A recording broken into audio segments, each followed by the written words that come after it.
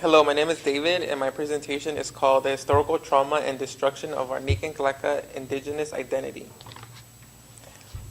My first point is identity. For the last 500 years, we as Nican Tlaca have gone through catastrophic changes in regards to our identity, which adds to the confusion of our present day condition. After our initial genocide of 95% of our people being exterminated by biological warfare through the spread of smallpox, the remaining 5% went through a series of cultural castrations in terms of our identity. As Portillo states, the deterioration of self-identity and even more its total loss brings with them an acute trauma. The Europeans promote this disintegration of community and place in it in the last instance in situations of alienation and of easy subjugation, where it is capable of orientation itself sufficiently to act on its own behalf. In this way, while not implying a negation of the process of change, possession of sense of identity is an essential prerequisite for any group to exist in its own best interests. This in no way excludes, but rather renders a fully operative forms of interaction and participation of collaboration in the context of other broader social entities. In order for Europeans to destroy us as a people, they had to take away our identity in order to inculcate us with their indoctrination of white supremacy that affects us culturally, linguistically, politically, economically, and socially. First point is the invasion. The beginning and the destruction of our Nican Tlaca identity started when the first European, Christopher Columbus, who invaded in 1492, and because he thought he was in India, named our people Indios or Indians, which is still used by our people today. When the Spaniards invaded us in the Mexica nation, which is now central Mexico area, in 1519, and because we were in a position of power, hence we had the privilege of being recorded by the Spanish, which give us a glimpse of our collective feelings of the conquest and European domination over our lands, in terms of identity or loss of it. When one's culture, customs, and language, morals affects one identity, and because we as a Mexica were being introduced by what was strange and at times incomprehensible, it was also affecting our indigenous world and identity as well. The rape of our identity. As numerous children were being born to Nican Tlaca women and Spanish men by rape, greatly affected the identity of those children being born out of rape. Rejected and abandoned by their Spanish fathers, and stripped away their Nican Tlaca identity of their mothers, resulted in this trauma as well. As one indigenous chronicler noted in the late 1500s about the so-called mestizos by stating, "Mestizos do not want to be recognized that they have some of our blood, some of our color. Only vainly do they attempt to pass for Spaniards. Even then, they were still not accepted." The term hijo de la chingada, or the son of the rape or fucked one, was in reference to the children born out of rape as well. It is clear because the dehumanization of our people forces the mixed bloods to forego their Nican Tlaca identity and wholeheartedly embrace the identity of the mother's rapist because of the privilege that allows them. Another system that destroyed our identity was called the caste system. To add more to the confusion of identity, the Spanish invaders implemented the caste system in the 16th century, a model of classification to label illegitimate children born out of rape to over 200 different categories of race, after they imported the African slaves into Mexico as well. The system of race created this form of self-hate, an obsession for whiteness, and a rejection of indigenous identity. This attitude towards whiteness is developed into this ideology of bettering the race, which came out of the caste system, the cosmic race, and out of mestizaje, that we still suffer because of the destruction of our identity occurred. Another system under the caste system to destroy our Nican Tlaca identity was called the cleansing of one's blood, which would allow church records to classify them as criollo, a European identity. As a result of mixing with lighter skin to eliminate indigenous identity to belong to a higher caste and to become a mestizo instead of Nican Tlaca. The caste system was used to take away our people's Nican Tlaca identity and was a tool of economic and political power for the Spaniards. These ideological and institutional structures are also there to enforce colonial rule over the indigenous people. As Martinez states, the caste system was influenced by political and economic factors, including the government interest in dividing the colonial population and creating a free wage labor force to meet the growing labor demands of urban economics and hacienda and mining companies. And so under the caste system, the concept of mestizo, a term that resurfaced in the 1500s and by the next decade was synonymous with illegitimacy and also to describe different species of animals that mated and produced offspring. A few terms were related to zoological terminology, whether a Spaniard had children with Nican Tlaca women, which gave us a sense of how Europeans perceive mixed children from non-European women. One term the Spaniards used to describe our people was dog, and they used Indian dogs or dirty dog, which was correlated to quote-unquote half-breeds. As a result, Spaniards called half-breeds lobos and coyotes. So during the caste system, a Spaniard wrote a letter to the Supreme Court of the Inquisition in 1576. He wrote, "The descendants of Indios, Mestizos, or Castizos, as they were called in general, are regarded as vile and despicable, restless and vicious liars, and unable to keep secrets. Other classifications that were used to confuse and rob our people of their identity besides mestizo were mulatto, castizo, morosco, zambago, lobo, coyote, pardo, moreno, chino, and many other, depending on how much Nican Tlaca and African blood they had, along with European blood as well. As we can clearly see, there was absolutely no respect by the Spanish had on our people, by referring them to animals and other names to dehumanize our people.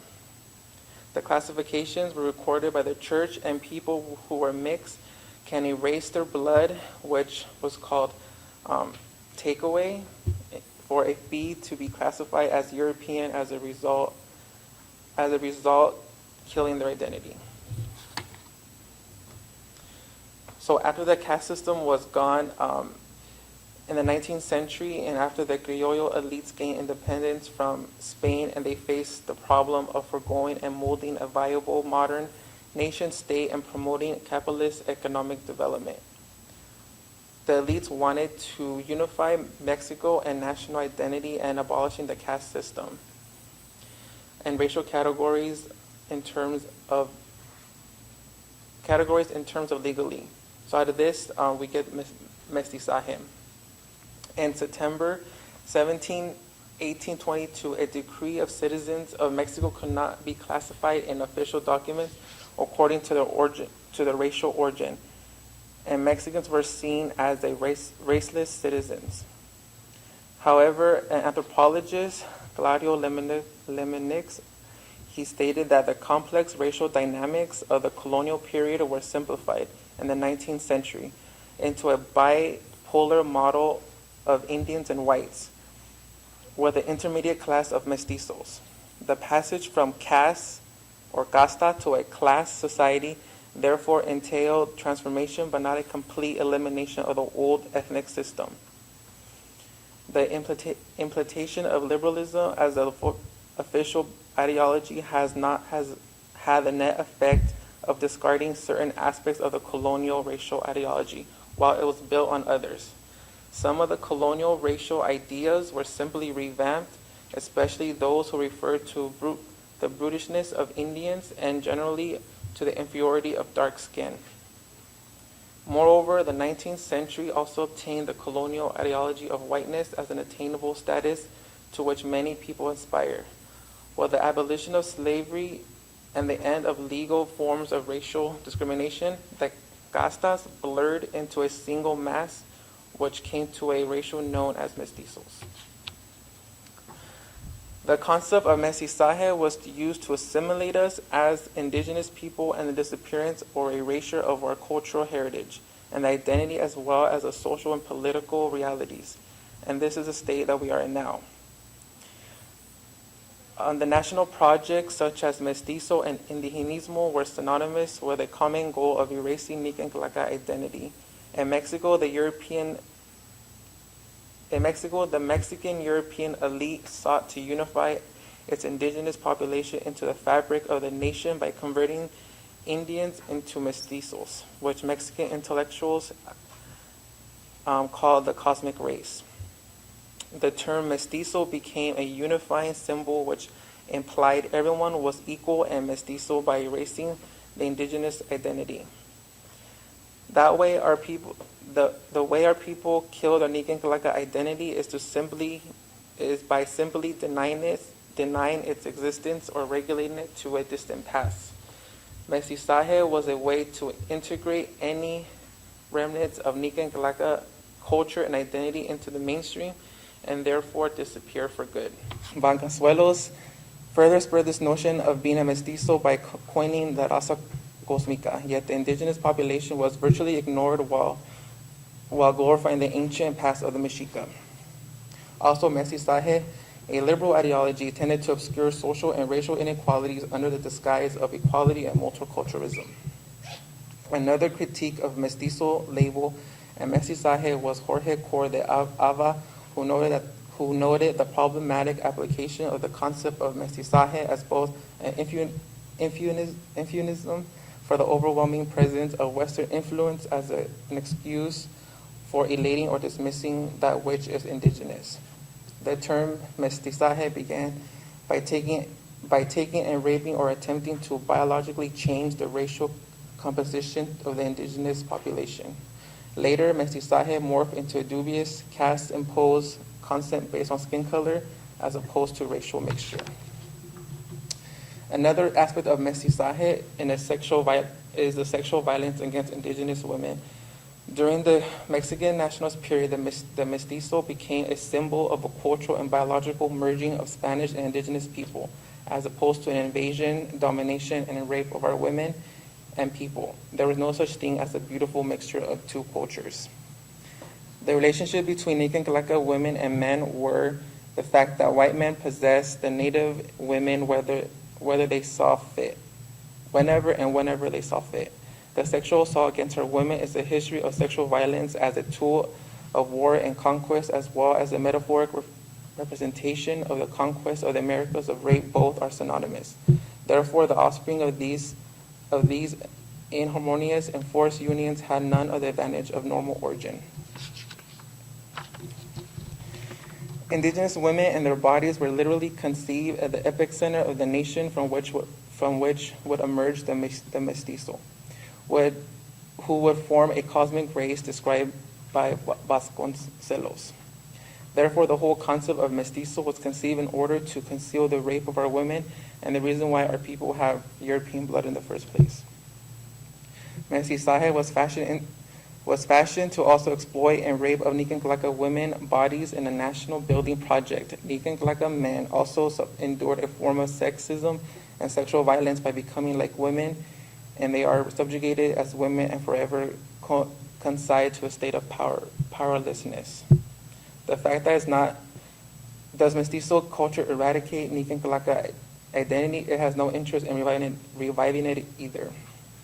Mestizos are in the state between of indigenous and European and hope of escaping and rejecting out of indigenous or Indianness and into whiteness. As a result, it is an insult to call someone an Indio, and therefore our people claim a distant European ancestor as opposed to generations of indigenous ones. Indigenismo. So another concept was indigenismo, which came out of the post-revolutionary Mexican notion. It was to counter the indigenous problem, and its concept was being fused in society. In society, the idea of mestizaje, which promoted the idea of mestizo nation, which meant fusion of indigenous past and colonial heritage, which represents modernity. Also, indigenismo was not constructed and utilized to restore a Nican Tlaca identity and dignity for our people, but to it was used to basically erase it. Therefore, indigenismo does not contradict any way of national plan that the Triumph Revolution have been crystallizing to incorporate the Indian. That is, it was to de-Indianize him, to make him lose his cultural and historical uniqueness. The attitude of indigenismo and toward Nican Tlaca was the only good Indian is the mythical Indian, and ignoring the contemporary issues that they face. The Mexican anthropologist, the father of indigenismo, which I will argue a European Mexican, had a clear and precise message. In order to incorporate the Indian, let us try to Europeanize him at all. Let's not try to Europeanize him all at once. To the contrary, let us Indianize ourselves a little, to present to him our civilization diluted in his. In this way, he will not find our civilization exotic, cruel, bitter, or incomprehensible. Of course, we should not carry closeness with the Indian to ridiculous extremes. So the whole Hispanic and Latino label in the 1960s, Reagan created a label Hispanic to group Spanish-speaking peoples under one label. Hispanic refers to the Spanish heritage and identity. In the 1970s, another label was being promoted that began the destruction of our Nican Tlaca identity was Latino. Latino was an invention of Cuban American advertising executives in South Florida and New York. In the 1970s and 80s, was eager to lump and homogenize a small Latin American national group identities into a larger unitary market sector. If they would create a clear and identified Latino market, they stood to profit enormously. Not only does Latino deny us of our true identity, but is used for the colonial order to maximize profits on a people who have no sense of identity, who early accept such labels that continues to confuse us presently. Lastly, the terms American Indian and Native American are also used to identify indigenous people of the United States, but Mexicans or other Nican Tlaca who are indigenous living in the U.S. are not considered neither Native American Indian or Native American, because the nation state creates a category that makes us foreigners on our own land. So the effects of our identity. The hegemonic colonial national identities in the U.S. and Mexico have us, the indigenous people, who label both for ourselves and against one another. Indigenous people from America do not acknowledge us as indigenous people from this continent, but rather to Mexico or Central America or South America. As Hartley states, the original Chicana trauma that stems from the rejection as American by the dominant European invader of the Anglo conquest, rather from the earlier but ongoing colonization as indigenous people by the previously dominated Europeans of the Spanish conquest. The fact that as Nican Tlaca we suffer trauma in terms of our identity because our community is a pan-indigenous community comprised of native people from both Mexico, Central America, and North America, but indigeneity became private and individualized, and families, they survived by hiding in the indigenous knowledge so deeply that some of us can no longer recognize it. However, reclaiming our indigenous identity is quite a complex due to historical trauma. The United States government does not recognize us as indigenous. So as a result, we are disconnected from who we are. We lost our connection to our brothers and sisters from Anahuac, North America, and because before the European invasion, which is now Mesoamerica and North America, were once vibrantly interconnected. However, other indigenous scholars are stating that they're recognizing us as Nican Tlaca, and one of them note that we have